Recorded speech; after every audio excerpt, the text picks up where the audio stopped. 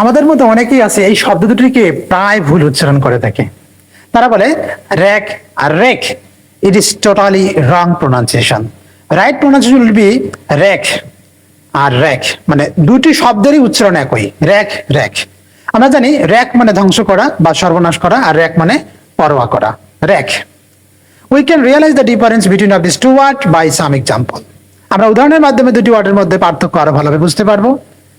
যেমন WREC কে rack, এই rack মানে ধ্বংস করা, সর্বনাশ করা বা বিনষ্ট করা। We can make a sentence by rack to be clear. যেমন don't wreck my dream at an early. আমার স্বপ্নকে এত তাড়াতাড়ি ধ্বংস করো না। তেমনি REC কে র্যাক, এই র্যাক মানে হলো পরোয়া করা।